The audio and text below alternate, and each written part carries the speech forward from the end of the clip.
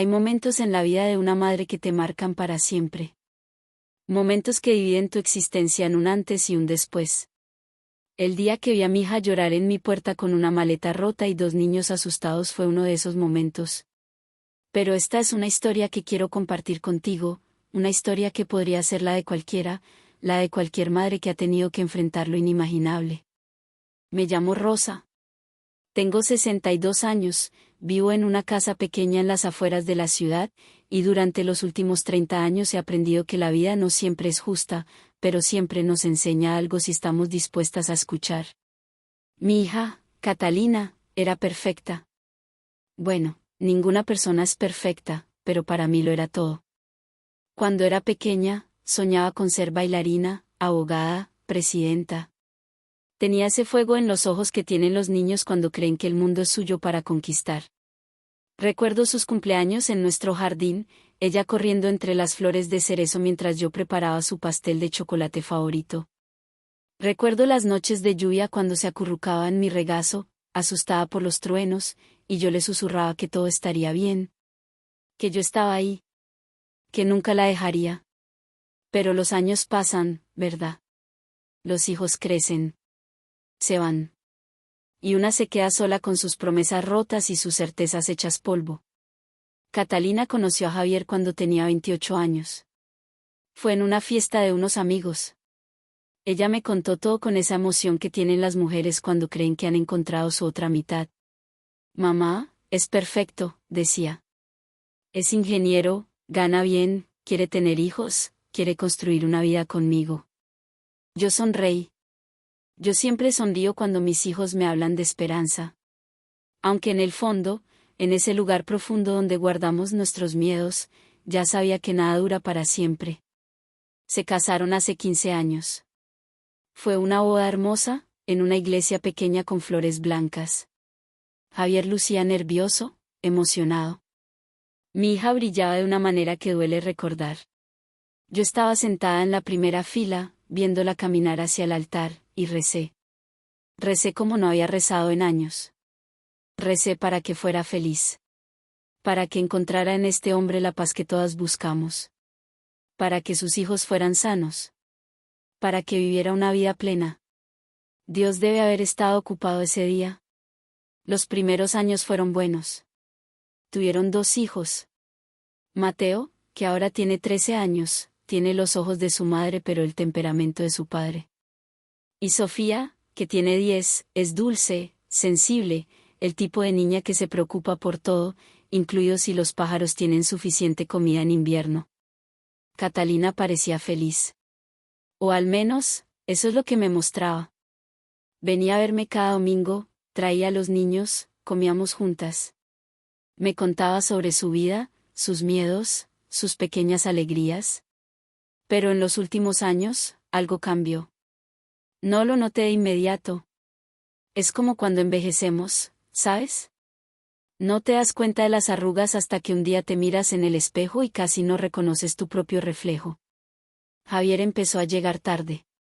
Primero fue 1 o 2 veces a la semana. Luego, casi todos los días. Reuniones de trabajo, decía. Clientes importantes. Catalina dejó de hablar durante nuestros almuerzos de domingo. Se quedaba mirando por la ventana, sonriendo cuando le hacía una pregunta, respondiendo con monosílabos. Vi cómo las arrugas alrededor de sus ojos se profundizaban. Vi cómo sus manos temblaban cuando pensaba que nadie la estaba observando. Una noche, hace aproximadamente 1 año, ella vino a visitarme sin los niños. Eso era raro. Catalina siempre traía a Mateo y Sofía. Recuerdo que estaba preparando té. Ese té de hierbas que ella ama desde niña. Cuando entró, vi inmediatamente que algo terrible había sucedido. Su rostro estaba pálido, sus ojos rojos de tanto llorar. Se sentó en mi cocina, la misma cocina donde le había enseñado a cocinar cuando tenía 8 años, y me contó todo. Mamá, susurró, Javier me ha sido infiel. No una vez. Durante 5 años. Sentí como si el tiempo se detuviera. Durante 5 años, mientras ella le preparaba desayunos, mientras cuidaba a sus hijos, mientras sonreía en las cenas familiares, él estaba construyendo una segunda vida con otra mujer. ¿Una vida paralela? Una mentira monumental. ¿Cómo lo descubriste?, pregunté, aunque parte de mí no quería saber. Parte de mí quería seguir en la ignorancia, en ese lugar donde las cosas todavía podían arreglarse. Su teléfono, dijo Catalina. Se quedó en casa una tarde. Estaba en la mesa de la sala. Recibió un mensaje. Era de ella. Decía, te amo, mi amor. No veo la hora de verte esta noche. Y luego miré el historial. Mensajes de años. Fotos. Viajes que supuestamente hacía por trabajo. Todo era mentira, mamá. Todo. Tomé su mano. Estaba helada. Sostuvo mi mirada durante un momento y luego simplemente se desmoronó. Lloró como no la había visto llorar desde que era niña. Lloró por sus sueños rotos. Por esos 15 años que se desvaneció como humo. Por los niños que ahora crecerían en una familia fragmentada. Lo que pasó después fue lo que siempre pasa. Las confrontaciones. Los gritos. Javier primero negó todo, luego admitió parcialmente, luego simplemente se volvió cruel. Dijo cosas que no puedo repetir. Cosas diseñadas para herir. Cosas que una persona dice cuando se siente atrapada y quiere que los demás sufran tanto como él sufre. Nunca te amé de la manera que lo hago a ella, fue lo que finalmente dijo. Como si eso fuera a justificar años de mentiras. Como si eso fuera suficiente para destruir a una mujer que le había dado todo. Catalina intentó mantener el matrimonio por los niños. Eso es lo que hacen las mujeres a veces, ¿verdad? Sacrificamos nuestro propio bienestar en el altar por los niños.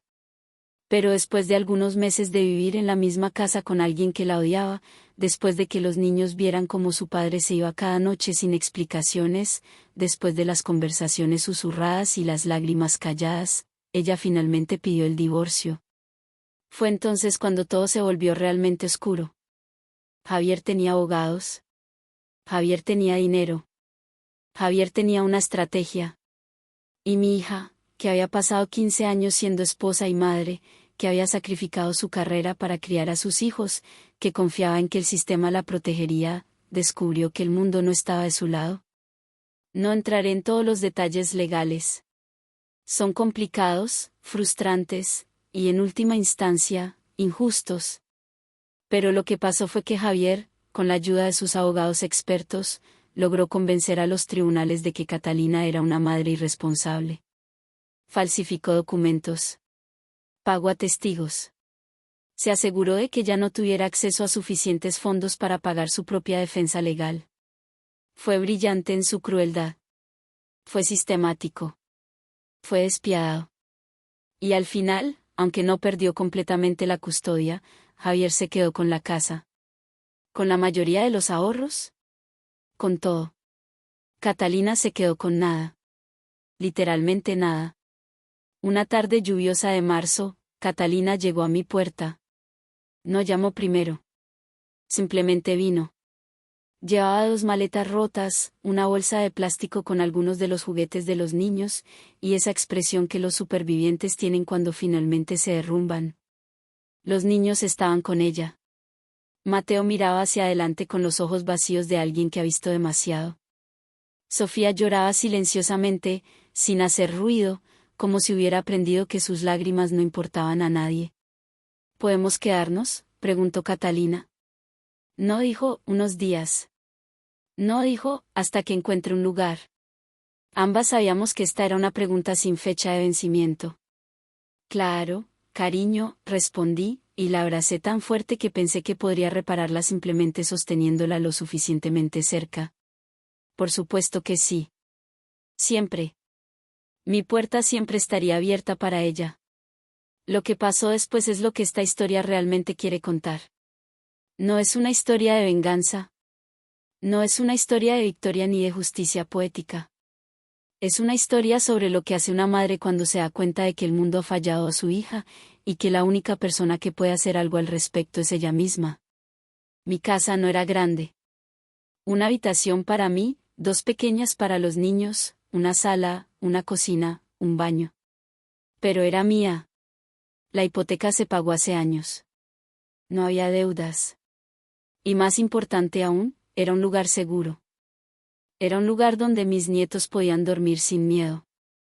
Donde mi hija podía llorar sin que alguien la juzgara. Los primeros meses fueron los más difíciles. Catalina estaba destruida. Pasaba días sin levantarse de la cama. Yo hacía todo lo que podía. Cuidaba a los niños. Los llevaba a la escuela. Les hacía desayunos. Jugaba con ellos. Y por las noches, cuando estaban dormidos, me sentaba en la cocina y planeaba. Necesitábamos dinero. Catalina tenía un título de contadora, pero después de 15 años fuera del mercado laboral, nadie la contrataba. Finalmente consiguió un trabajo de medio tiempo en un supermercado. El salario era mínimo, pero era algo. Yo seguía trabajando desde casa haciendo diseño gráfico freelance, algo que había aprendido en mis 50 y tantos para mantenerme ocupada. Entre los dos, teníamos lo suficiente para vivir. Pero esto no era suficiente. Necesitábamos más que solo sobrevivir. Los niños necesitaban estabilidad. Catalina necesitaba reconstruir su vida. Y Javier, Javier necesitaba enfrentar las consecuencias de lo que había hecho. Aquí es donde la historia se vuelve interesante. Resultó que Javier no era tan inteligente como creía. Mientras estaba ocupado destruyendo a mi hija, cometió un error. Un error que sus abogados caros no pudieron ocultar. En su afán por transferir dinero rápidamente para que Catalina no pudiera reclamarlo, utilizó una serie de cuentas bancarias y transacciones que no eran exactamente legales. Nada que lo enviara a prisión, pero definitivamente algo que el servicio fiscal estaría muy interesado en investigar. Descubrimos esto accidentalmente. Un amigo de Catalina que trabajaba en un banco reconoció el patrón. Le mencionó casualmente que parecía actividad de lavado de dinero. Fue una conversación trivial, nada formal. Pero le dio a Catalina una idea. Junto con un abogado que trabajaba pro bono para casos de divorcio injusto, comenzamos a reunir documentación. No hicimos nada ilegal. Solo reunimos lo que ya era público. Transacciones bancarias. Registros de propiedad. Comunicaciones electrónicas. Información que un buen investigador podría encontrar en 1 o 2 semanas.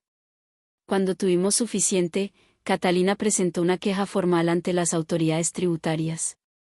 No lo hizo por venganza. Lo hizo porque era la verdad.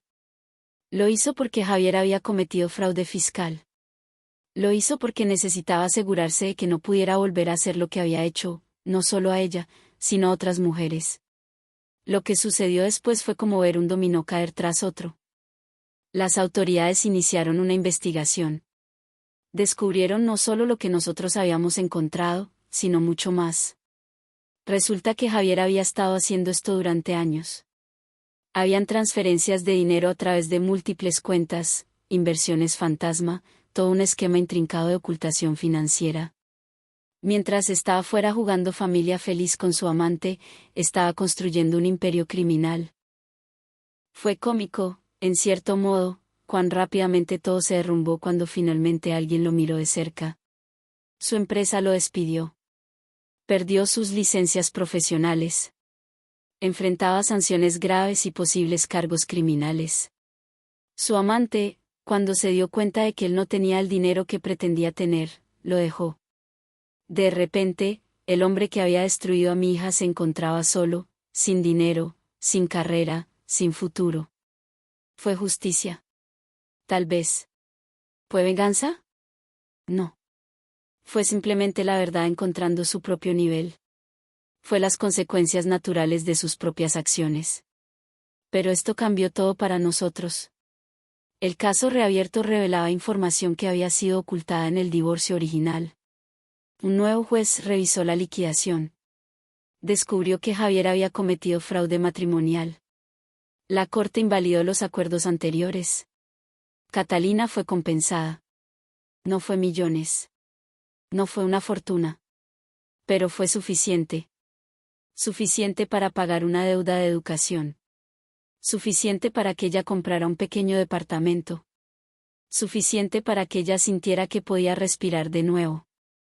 Suficiente para que sus hijos crecieran sabiendo que su madre era fuerte, que su madre era inteligente, que su madre no se rendía. Hace un año, Catalina se mudó a su propio lugar. No fue una separación triste. Fue un comienzo. Ella empezó un pequeño negocio de consultoría contable. Trabaja desde casa, así que puede estar ahí cuando Mateo regresa de la escuela. Sofía está en la orquesta juvenil ahora. Tiene amigos. Se ríe más. Catalina viene a verme cada domingo. Trae café. Nos sentamos en mi cocina, la misma cocina donde lloró aquella noche, y hablamos. Ella me cuenta sobre su vida. Sobre sus miedos y sus esperanzas. Sobre cómo está aprendiendo a confiar nuevamente. Sobre cómo está descubriendo quién es sin la sombra de un hombre. A veces me pregunta si estoy arrepentida de haber denunciado a Javier. Si me preocupa que haya sido demasiado. Yo siempre le digo lo mismo, no lo hice para venganza, cariño. Lo hice porque era lo correcto. Porque no podía permitir que continuara hiriendo a otras personas. Porque tienes que enfrentar las consecuencias de tus acciones. Eso es lo que significa vivir en una sociedad. Eso es lo que significa ser humano. Javier nunca lo olvidará, es verdad. Pero no porque yo haya hecho algo dramático o vengativo. Lo olvidará porque enfrentó la verdad de quién es. Porque descubrió que no hay suficientes abogados en el mundo que puedan protegerte de ti mismo. Ahora tengo 62 años. Veo a mis nietos crecer. Veo a mi hija reconstruir su vida. Y veo que el mundo, a veces, sí se equilibra. No de la manera que esperamos. No siempre cuando la queremos. Pero eventualmente, la verdad prevalece. Esta no es una historia de que los buenos ganan y los malos pierden. La vida no funciona así. Es una historia sobre una madre que se negó a permitir que su hija fuera borrada. Que se negó a aceptar la injusticia como inevitable. Que creyó que si mantenía la fe, si trabajaba duro, si protegía a su familia, algo cambiaría. Y cambió. No es magia. No es milagro.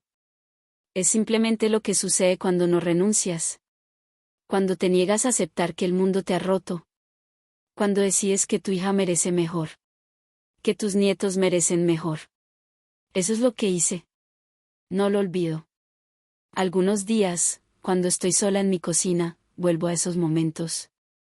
A cuando Catalina llegó a mi puerta con esas maletas rotas. A cuando sentí que mi mundo se derrumbaba porque el mundo de mi hija se estaba derrumbando. Pero luego ella aparece, con su sonrisa renovada, con sus ojos que vuelven a brillar, con sus historias de esperanza, y recuerdo por qué hice lo que hice. Porque seguí adelante. Porque no me rendí. Porque eso es lo que hacen las madres. Nos rompemos para que nuestros hijos no tengan que romperse. Sanamos lentamente para que ellos puedan sanar rápidamente. Luchamos batallas que no son nuestras simplemente porque alguien que amamos está en el medio. Esta es una historia de ficción. Pero como toda buena ficción, está construida sobre verdades reales. Sobre la verdad de que el mundo no siempre es justo. De que a veces los malos ganan. De que a veces los buenos sufren innecesariamente. Pero también está construida sobre la verdad de que hay personas que se niegan a aceptar eso.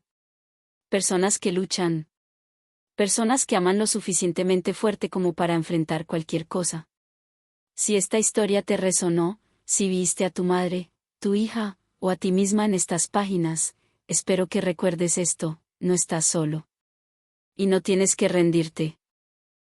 Hay dolores que una madre jamás olvida.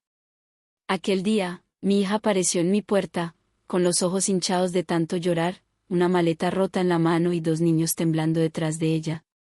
Por un momento, me quedé sin aire. Solo dijo: Mamá, él nos echó de la casa. Se fue con su amante. Sentí que algo dentro de mí se rompía.